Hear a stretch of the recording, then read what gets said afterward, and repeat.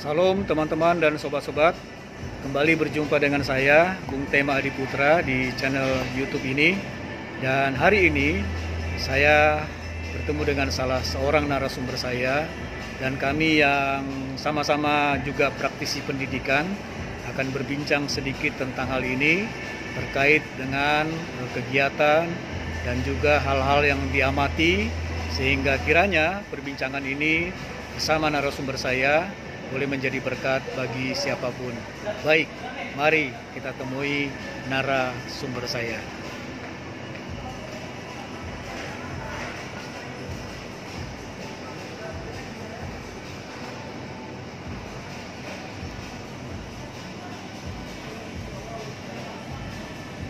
Teman-teman, sobat-sobat, inilah narasumber saya, Ibu Dr. Randa Erni Arifin.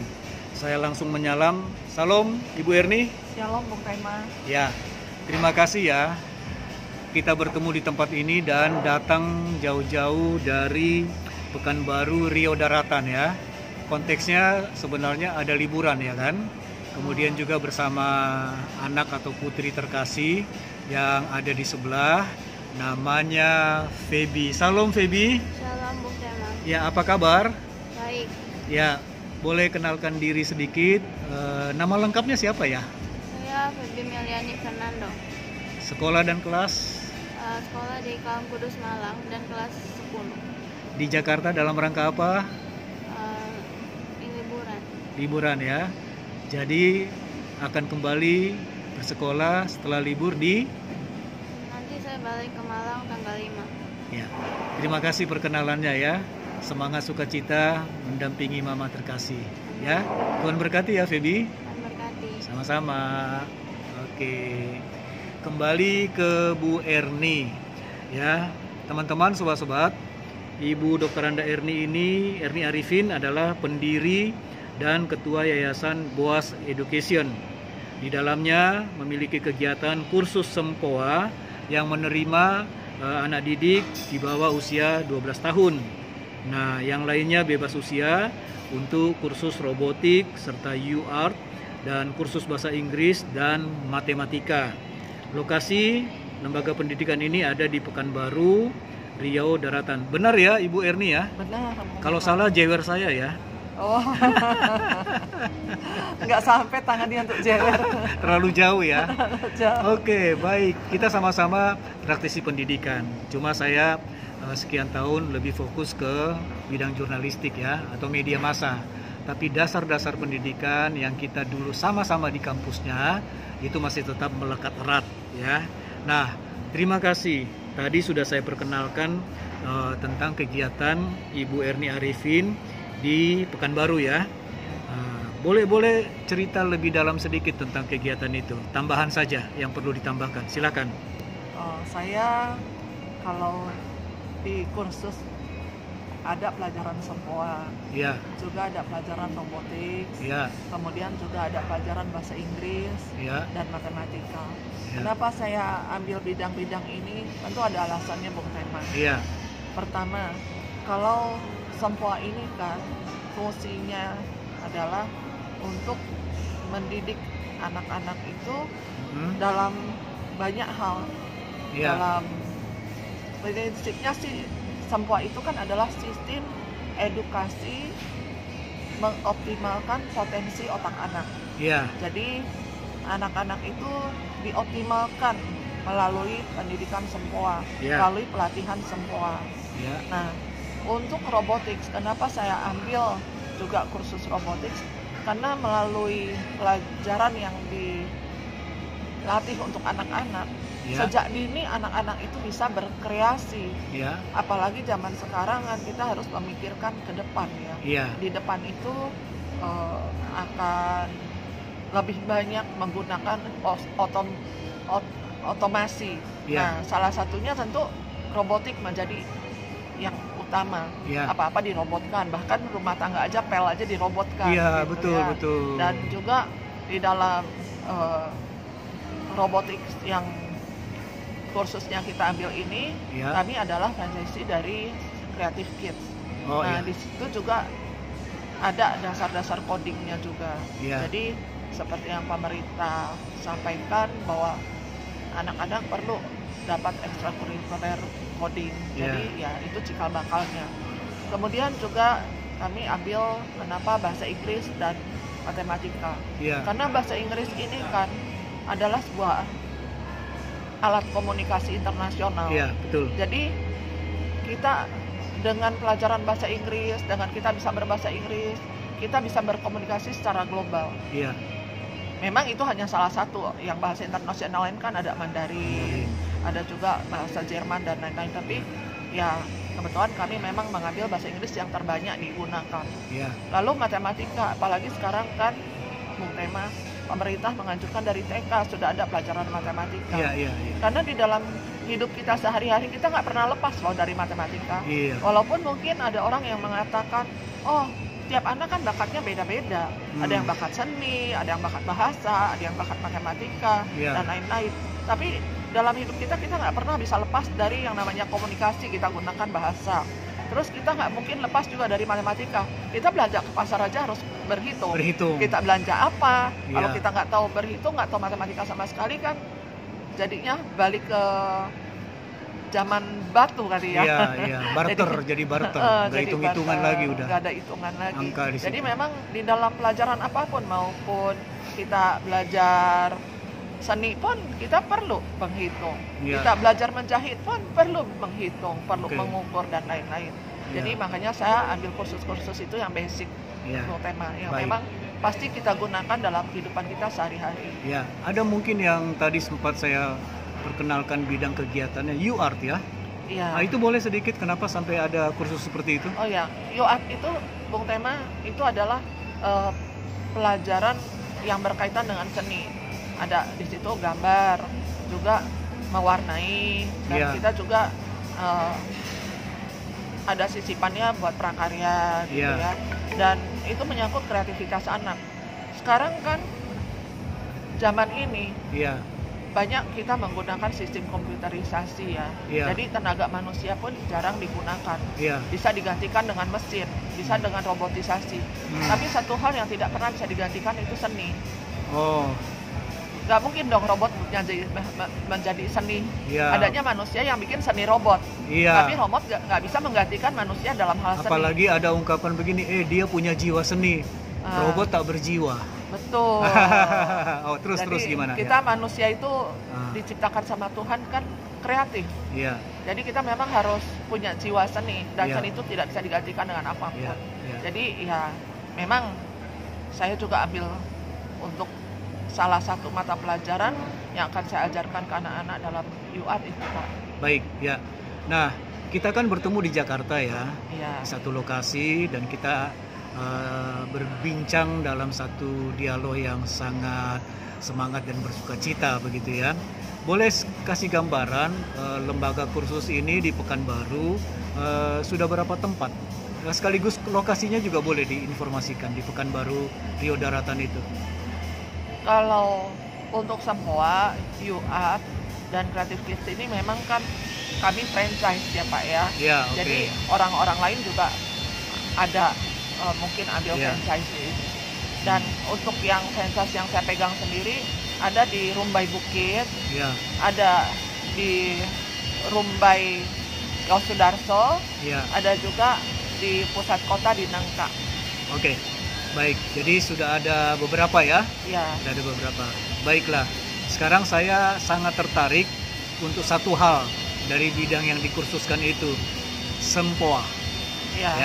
Terus terang Ibu Erni Arifin, sejak saya kecil di kampung halaman, ada satu toko yang penjaganya itu sudah umur, ibu-ibu, begitu gesitnya memainkan sempoa. Dan saya tidak pernah habis pikir dan sangat terheran-heran mengapa alat ini begitu mudah digunakan, dan apakah ada semacam hal yang luar biasa di balik pemakaian sempoa itu. Jadi saya percaya masih banyak orang yang penasaran tentang ini. Bahkan Ibu Erni Arifin sendiri membuat kursusnya, kan begitu ya? Boleh kasih sedikit gambaran nih, sempoa ini apa? Kalau ada dikatakan filosofi, ada di situ membantu gerak tubuh atau apa segala macam, sekaligus saja cerita. Silakan. Jadi gini Bung Tema, sesuai dengan namanya Sempoa itu kan adalah sistem edukasi mengoptimalkan potensi otak anak ya. Ya. Jadi setiap otak orang kanan ya. otak anak bukan otak kanan. Oh, otak anak, oke. Ya. Ya. Jadi orang ini kan biasanya ada dominasi otak kanan dan otak kiri. Betul. Jadi orang kadang berpikir bahwa otak itu harus seimbang kanan dan Iya. kiri. Tapi pada dasarnya memang nggak semua orang mempunyai otak yang seimbang, betul-betul seimbang 50-50. Iya, iya. Nah, di dalam pelatihan Sempoa ini, orang sering salah mengira bahwa pelatihan Sempoa ini adalah untuk belajar berhitung. Memang alatnya itu adalah alat berhitung. Iya. Tapi yang dituju itu bukan berhitungnya. Oh, begitu. Pandai berhitungnya itu adalah macam bonus. Oh. Sebenarnya tujuan utamanya itu adalah melatih otak kanan dan otak kiri. Jadi misalnya otak kanannya lebih dominan Iya. daripada otak kiri, dia akan ditingkatkan bukan yang satu turun dan satu naik, tapi sama-sama naik dan saling mendekati sampai dia optimal. Begitu konsepnya. Ya, konsepnya seperti itu. Nah, sebenarnya memang sederhana alatnya. Iya, betul. Papan Sempoa gitu kan ya. Iya. Dan maniknya setiap tiang hanya ada 5 manik. Iya. 1 manik di atas, 4 manik di bawah. Dan Iya. lalu ada beberapa tiang. Memang kelihatannya mudah, tapi Iya. itu manfaatnya besar. Iya. Karena ya di sana kita menggunakan menggerakkan tangan. Bagi Iya. kinestetik kita terlatih. Iya. Kemudian waktu pelatihan Sempoa Iya. itu kita ada namanya dengar hitung. Dengar Dengan hitung. hitung berarti kita menggunakan audio Iya. kita dilatih. Iya. Kemudian kita ada namanya lihat hitung. Waktu Iya. kita lihat hitung, kita dikasih soal, terus kita menghitung. Di situ kita menggunakan visual. Iya. Dan juga ada yang namanya pelatihan kemahiran dan lain-lain. Iya. Jadi kita tuh juga di situ terlatih dengan berbagai, misalnya berbagai cara belajar audio, Iya. visual, kinestetik, tapi juga daya ingat kita pun dilatih Iya. sehingga ya kapasitas otak kita berkembang. Baik. Jadi saya melihat di sini ada satu yang luar biasa ya. Keseimbangan otak kiri otak kanan ya. Ya, Betul ya? betul. Nah, lalu yang boleh sedikit perdalam Ibu Erni Arifin, mengapa harus mulai dari anak usia dini? Karena anak usia dini itu kan Pak biasanya lebih gampang kita bimbing Ya. dibandingkan anak yang udah usia 12 misalnya baru mau mulai. Iya. Kan di sekolah udah diajarkan tuh kan berhitung Pak. Kan kita Betul. menggunakan alat berhitung nih Bung Tema. Iya. Jadi kalau misalnya anak udah umur usia 12 otomatis sudah kelas 6 SD. Nggak mungkin lagi kita kasih dia pelajaran 1 tambah 1, 1 tambah 2. Anak itu udah ada perasaan, wah kok aku belajarnya dari 1 tambah 1, aku kan udah bisa Iya, gitu. betul. Jadi tentu kita ngajarin dia butuh effort yang lebih besar dan dia juga butuh effort yang lebih besar untuk betul-betul punya kemauan yang benar-benar mau belajar Iya. gitu. Sedangkan kalau anak yang masih usia dini kan memang dia lagi tarafnya belum tahu apa-apa, Iya, jadi iya. kita isi gampang gitu. Iya. Iya. Bukan berarti yang anak udah usia 12 nggak bisa ya, Iya. Tema. Tetap bisa juga. Cuma anak itu harus punya kemauan yang kuat Iya. supaya dia itu tidak waktu diajarkan misalnya cara Sempoa, dia pikir kan aku udah tahu 1 tambah 1 ya 2 gitu. Tapi Jadi memang betul-betul mau berlatih. usia terendah yang boleh diberi kursus ini umur berapa ya? Usia terendah ya? Usia terendah 3 tahun. 3 tahun. Ya, Berarti sampai umur 11 tahun boleh dong ya? boleh batas terakhirnya ya umur 12. Oh, baik. Ya. Nah, kemudian bisakah kursus Sempoa ini baikkah diberikan juga kepada orang yang sudah sangat dewasa yang belum pernah memahami dan punya skill memainkan Sempoa? Oh, boleh sekali. Nah, tentu kan sangat kontras ya dengan konsep yang tadi bahwa sebaiknya yang usia dini gitu kan. Ya. Lalu kalau sampai orang tua yang sudah usia lanjut misalnya atau sudah dewasa banget belajar Sempoa, apa manfaatnya? Kan kalau orang yang sudah dewasa sekali, apalagi mungkin yang untuk lanjut usia, tentu dia berlatih Sempoa itu sudah tahu manfaatnya ya. Ya. Jadi sudah ada kemauan sendiri untuk Ya. berlatih. Manfaat salah satunya adalah tidak pikun. Oh, tidak pikun. Karena waktu berlatih sempoa itu kan ada persilangan kerja otak kanan dan otak kiri. Iya, iya. Jadi otomatis dia otaknya bekerja Dua-duanya. dioptimalisasi. Jadi kemungkinan pikunnya diperkecil. Gitu. Baik, ya. Nah, jadi apa saran dari Ibu Erni Arifin untuk masa sekarang di tengah teknologi canggih, begitu mudahnya anak usia dini, katakanlah umur 3 tahun, 4 tahun sudah kenal HP loh, sudah kenal gadget loh. Orang tua bahkan terkagum-kagum tuh kecepatan mereka menerima.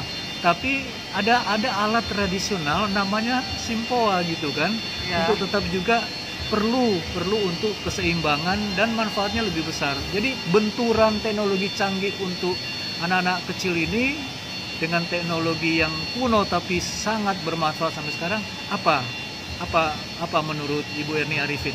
Sebenarnya dua-duanya memang bermanfaat. Nah, tapi tentu berbeda haluan ya. Iya. Gitu. Kalau yang kelihatannya ini sempoa tradisional, tapi kan sebenarnya walaupun dia tradisional, dia tidak bisa dikalahkan oleh modernisasi seperti misalnya katakan gadget gitu kan. Mungkin kita pakai kalkulator bisa menghitung dengan cepat gitu kan. Tapi tujuan utamanya beda. Kalau misalnya kita di kantor ya kita mau menggunakan kalkulator silakan aja. Atau kita mungkin mau berhitung di mana menggunakan kalkulator silakan aja. Tapi tentu di dalam kita menggunakan kalkulator kan yang kita dapatkan manfaatnya cuma kecepatan. Tapi kan otak kita nggak dilatih untuk menjadi lebih cerdas. Sedangkan kalau misalnya kita menggunakan HP, informasi, mungkin semua anak-anak bisa main game dan lain-lain.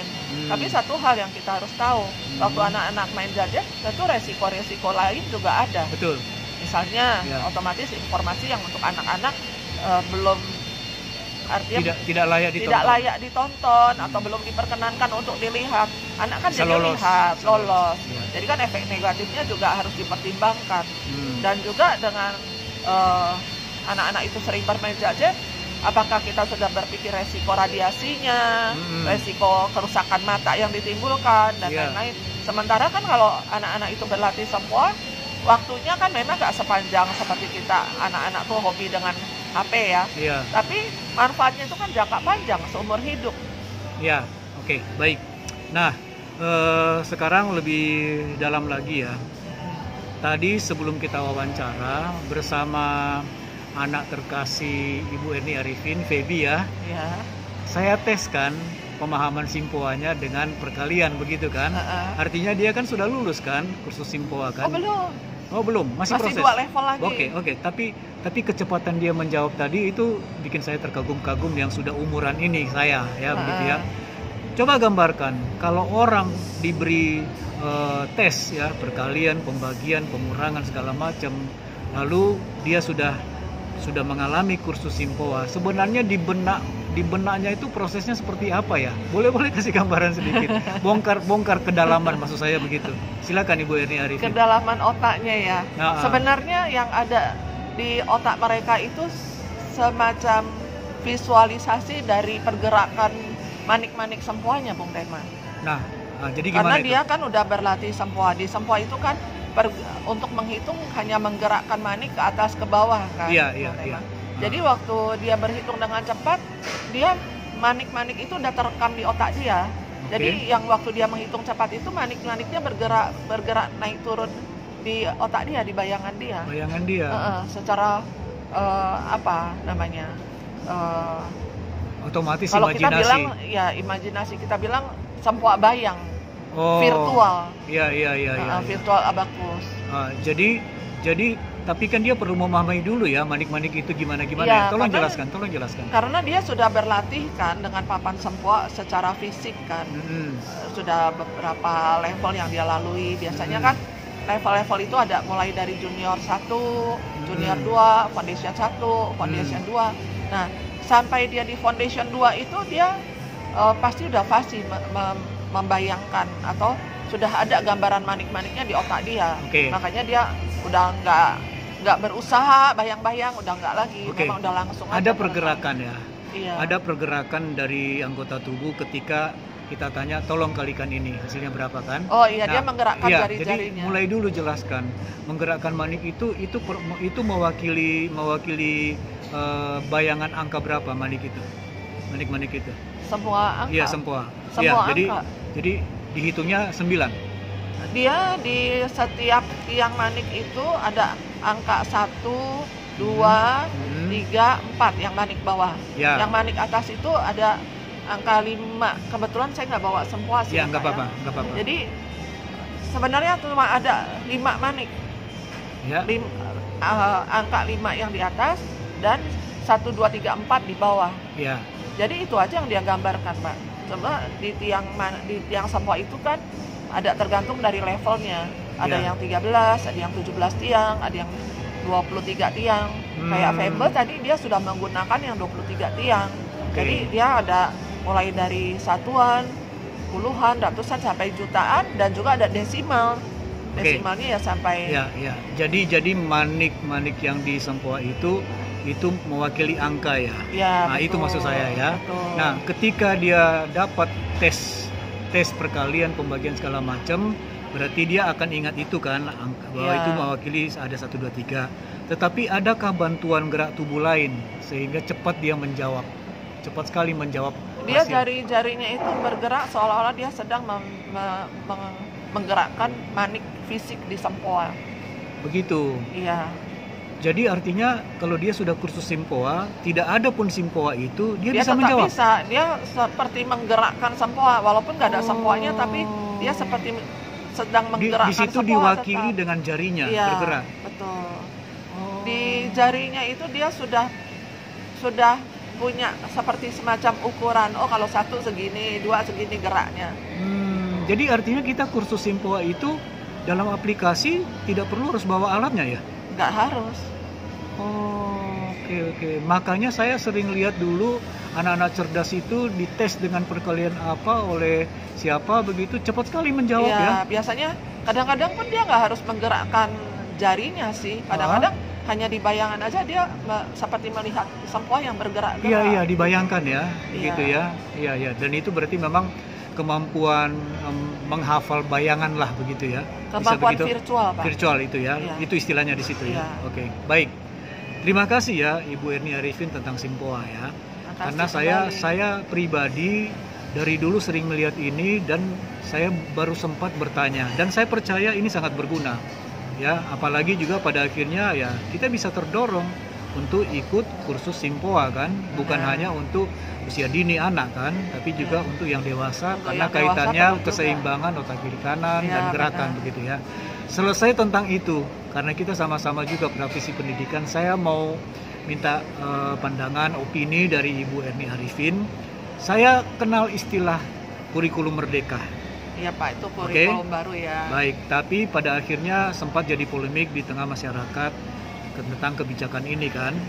Dan kelihatannya itu entah itu direvisi, entah itu diperbarui, atau itu akan diganti. Saya hanya bertanya begini, apa pendapat dan komentar Erni Arifin tentang kurikulum merdeka, dan kalaulah nanti ada penggantinya, bagaimana juga pendapat Ibu Erni Arifin? Silakan. Ini pandangan pribadi saya ya. Iya, pribadi. Silakan. Kalau menurut saya kurikulum merdeka ini tujuannya baik, bagus gitu. Ya. Secara konsepsi itu boleh dibilang ideal lah. Karena di Indonesia ini kan nggak merata. Indonesia ini sangat luas. Iya. Dari ujung Sabang sampai Merauke dan begitu banyak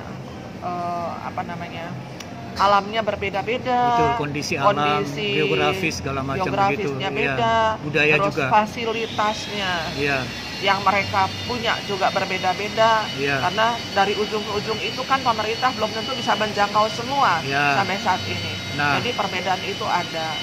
Nah, jadi dengan adanya kurikulum merdeka ini di satu sisi mungkin membantu. Jadi karena kan yang lalu-lalu memang ada yang di Jakarta itu dapat NEM-nya tinggi-tinggi ya karena mereka fasilitasnya bagus, kesempatannya lebih bagus. Sedangkan yang di desa, apalagi kalau yang namanya waktu zamannya COVID, sekolah online, mereka nggak punya fasilitas wifi. Mereka pakai HP pun mahal, Iya. uangnya dari mana untuk mendapatkan kuota untuk bisa online. Betul. Jadi ya memang dengan kurikulum Merdeka akan menolong yang sesuai gitu ya, dengan fasilitas masing-masing desa dan juga pemerintah dan juga orang-orang yang terlibat di dalam dunia pendidikan di tempat-tempat terpencil itu mempunyai kesempatan untuk disesuaikan dengan apa yang mereka punya. Tapi satu hal yang agak saya merasa kayak terganggu gitu, karena dengan adanya kurikulum Merdeka ini kan seolah-olah standar itu jadi berkurang ya. Tadinya ada standar nasional, jadi betul. sekarang standar nasional ini jadi berkurang, jadi disesuaikan. Nah, guru-guru ini kan sebenarnya harus punya pegangan yang standar yang harus diikuti. Bukan berarti karena Merdeka jadi ya boleh kualitasnya menurun gitu kan.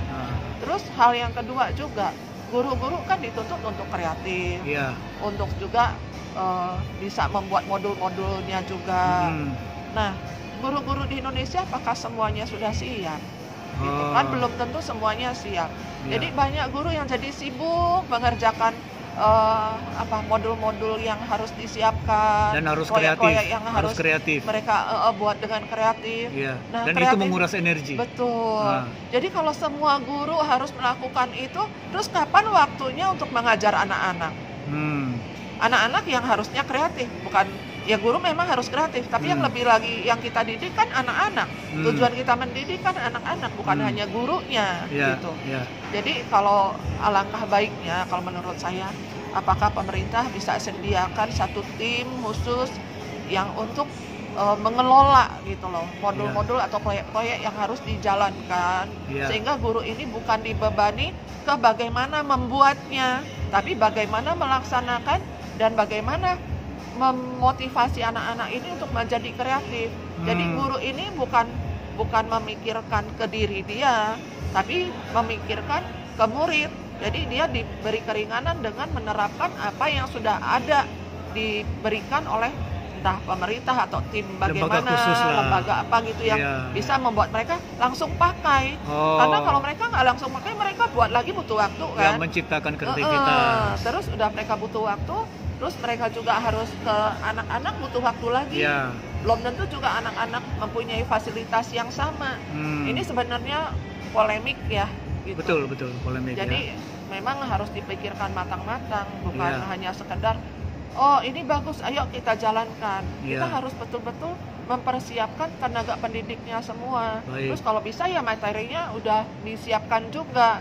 Jadi ya kecuali nanti kalau semua udah siap, oke lah kita dituntut untuk memperbarui nih. Jadi nggak artinya usang atau monoton di materi lama. Kan sesuai dengan perkembangan zaman kita perbarui. Tapi untuk sekarang tiba-tiba mendadak, ayo kurikulum Merdeka, semua harus merdeka. Ya belum siap semua sih. Baik, sekarang sudah pemerintahan baru, kabinet baru, menteri yang menangani bidang pendidikan ini sudah juga baru kan ya.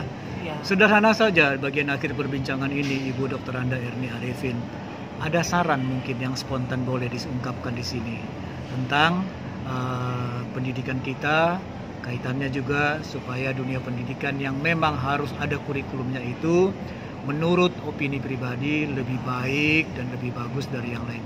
Bebas beropini, silakan.